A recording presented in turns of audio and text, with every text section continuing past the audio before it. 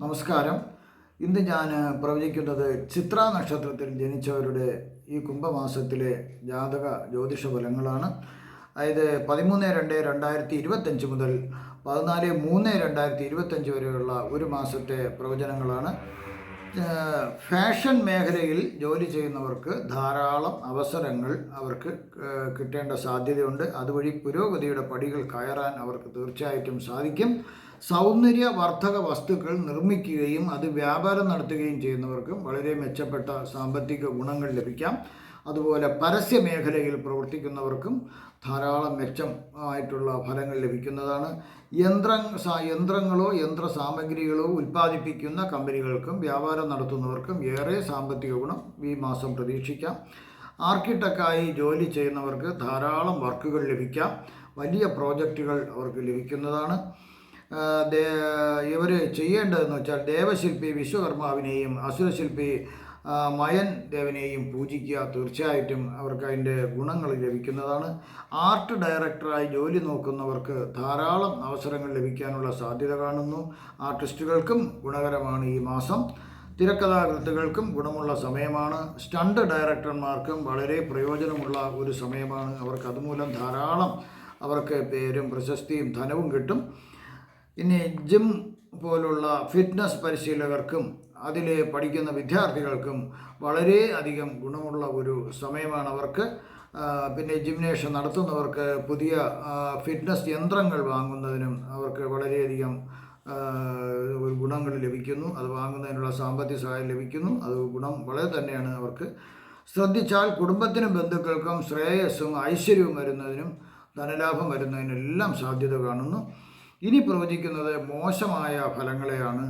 അതായത് ഗുണഫലം പോലെ തന്നെ മോശഫലങ്ങളും ചിത്ര നക്ഷത്രത്തിനുണ്ട്.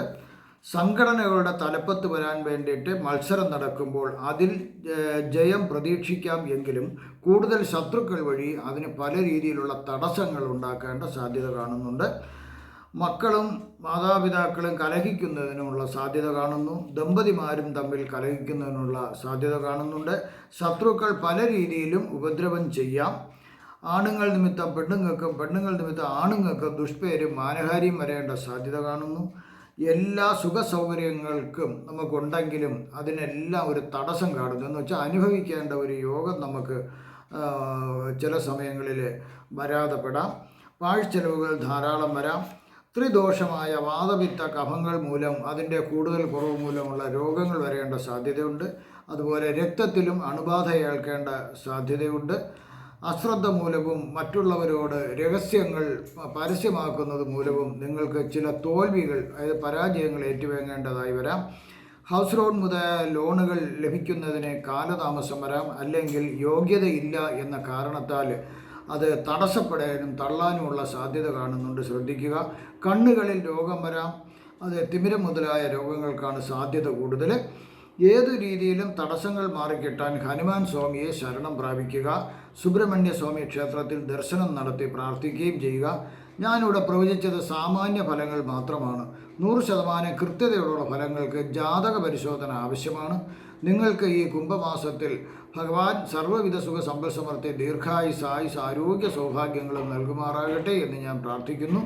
നിങ്ങൾക്കുള്ള വാസ്തുപരമായതോ പൂജാപരമായതോ ജ്യോതിഷപരമായതോ രത്നം ധരിക്കുന്നതിനോ രുദ്രാക്ഷം ധരിക്കുന്നതിനോ ഉള്ള സംശയങ്ങൾ മാറുന്നതിന് എന്നെ ഫോണിലോ വാട്സപ്പിലോ ബന്ധപ്പെടുക. തീർച്ചയായിട്ടും എനിക്ക് അറിയാവുന്ന രീതിയിൽ നിങ്ങൾക്ക് ഞാൻ ഉത്തരം നൽകുന്നതാണ്. നന്ദി, നമസ്കാരം.